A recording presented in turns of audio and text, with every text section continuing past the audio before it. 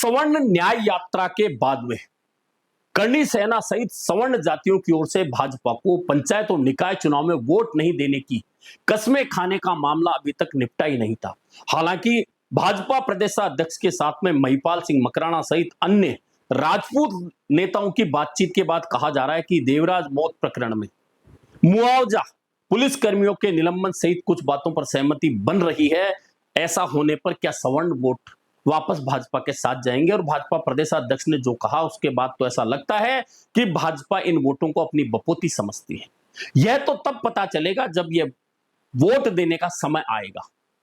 लेकिन आपको पुराना समय याद कर लेना चाहिए था, जब आनंद पाल एनकाउंटर प्रकरण के बाद में यही राजपूत समाज कमल का फूल हमारी भूल गाड़ियों पर लगाकर घूम रहा था। इसके बावजूद भाजपा हारी भले ही, लेकिन राजपूत समाज के वर्चस्व वाली जो सीटें थी वहां अधिकांश सीटें भाजपा के खाते में गई थी। शायद इसीलिए भाजपा को इतना कॉन्फिडेंस है कि उसे यह जातियां कितनी भी कस्में खा ले हरा नहीं सकती, भाजपा के खिलाफ जाकर वोट भी नहीं कर सकती। ऐसे में क्या सवर्ण जातियों का यह आंदोलन जो है वह सिर्फ सड़कों पर आंदोलन, नारेबाजी लगाने तक सीमित रहेगा या वास्तव में सरकार को सबक सिखाने की स्थिति आ सकती है? खैर, यह मामला अभी 5 दिन का अल्टीमेटम बाकी बचा है।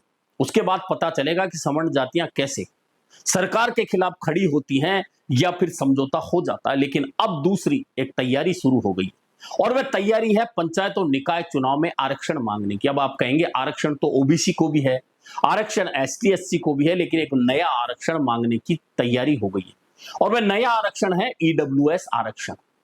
ईडब्ल्यूएस से जुड़ी जातियां यानी कि फिर वही सवर्ण समाज चाहता है कि निकाय और पंचायत चुनाव में उन्हें ईडब्ल्यूएस आरक्षण दिया जाए। इसको लेकर 9 अगस्त को एक पंचायत बुलाई जा रही है और उस पंचायत में सवर्ण जातियां तय करेंगी कि आगे चलकर अगर उन्हें आरक्षण नहीं मिलता है इन चुनाव में तो फिर वह सरकार के खिलाफ क्या करने वाली है। हालांकि बात वही जाकर अटक जाती है कि ईडब्ल्यूएस आरक्षण यह तो तय है कि संविधान संशोधन के बिना नहीं मिल सकता, चूंकि 50% की जो सीमा है आरक्षण की वह लागू है और उस सीमा में जो राजनीतिक रूप से आरक्षण मिलता है या मिलता रहा है या मिलता रहेगा वह एससी एसटी को मिलता है और ओबीसी को मिलता है। इसके अलावा किसी भी वर्ग को राजनीतिक रूप से आरक्षण नहीं दिया जाता, क्योंकि बिना संविधान संशोधन के अगर कोई राज्य सरकार यह कह दे कि हम आरक्षण देंगे तो भी वह नहीं दे सकती बिना संविधान संशोधन के। यानी यह तो तय है कि ईडब्ल्यूएस का आरक्षण मांगा जाए, पंचायत बुलाई जाए और सरकार के खिलाफ चेतावनी दी जाए। लेकिन एक बात बिल्कुल तय है कि ईडब्ल्यूएस आरक्षण राजस्थान के निकाय और पंचायत चुनाव में सवर्ण जातियों को नहीं मिल सकता। तो अब क्या सवर्ण जातियां इस आरक्षण नहीं मिलने के खिलाफ भाजपा के खिलाफ कोई बड़ा स्टैंड ले सकती हैं? और ले सकती हैं तो क्या भाजपा हार जाएगी? सबसे बड़ा सवाल यह है। चूंकि राजस्थान की बात करें तो राजस्थान में सवर्ण जातियों के प्रतिशत की बात करें तो 22 से 23% वोट होता है। लेकिन यह जो वोट है यह मान के चलिए इसका अधिकांश हिस्सा या यूं कहें 90% हिस्सा सीधे भाजपा के गोद में जाकर गिरता है। भाजपा के नाम पर वोट चलता है और यही कारण है कि भाजपा के खिलाफ चेतावनियां दिया जाना, भाजपा के खिलाफ कस्में खाना, भाजपा के खिलाफ आंदोलन होना और अंत में इन जातियों का जाकर पोलिंग बूथ पर भाजपा के लिए वोट करना, यह एक वह कमजोर पक्ष है इन जातियों का जिसे भाजपा बहुत अच्छी तरह से समझती जानती है। हालांकि जहां तक ईडब्ल्यूएस आरक्षण मिलने की बात है तो यह कांग्रेस सरकार का स्टैंड था जो ईडब्ल्यूएस आरक्षण शुरू किया गया। लेकिन इसके बावजूद ईडब्ल्यूएस से जुड़ी जातियां कांग्रेस की तरफ लौटी नहीं और भाजपा का साथ बना रहा। अब यह बात भाजपा बहुत अच्छी समझती है कि यह जातियां हमसे दूर जा नहीं सकती, कांग्रेस समझ सकती है कि हमारे साथ में यह आ नहीं सकती। ऐसे में ईडब्ल्यूएस से जुड़ी तमाम समाज जातियों के साथ एक समस्या हो चुकी है कि वे जब तक अपना स्टैंड लेकर किसी भी राजनीतिक दल को यह नहीं दर्शा देती कि वे वोट बैंक के रूप में एक बड़ी ताकत हैं, तब तक कोई भी राजनीतिक दल उनकी चेतावनी, कस्में और उनके आंदोलन को लेकर बहुत ज्यादा गंभीरता नहीं दिखाने वाला। ऐसे में अब सवर्ण जातियों के लोगों ने बाकायदा मीडिया के सामने ऐलान कर दिया 9 अगस्त को पंचायत करने का और पंचायत में यह निर्णय करने का कि सरकार को ज्ञापन देंगे और सरकार से कहेंगे कि सरकार उन्हें पंचायत और निकाय चुनाव में राजस्थान में ईडब्ल्यूएस आरक्षण दे। लेकिन यह जैसा मैंने बताया कि तय है कि संविधान संशोधन नहीं हो रहा, और संविधान संशोधन नहीं हो रहा लगभग 13-14 अगस्त के बाद में राजस्थान में चुनावी प्रक्रिया शुरू हो चुकी होंगी और लगभग 20 अगस्त के आसपास में अधिसूचना जारी हो जाएगी।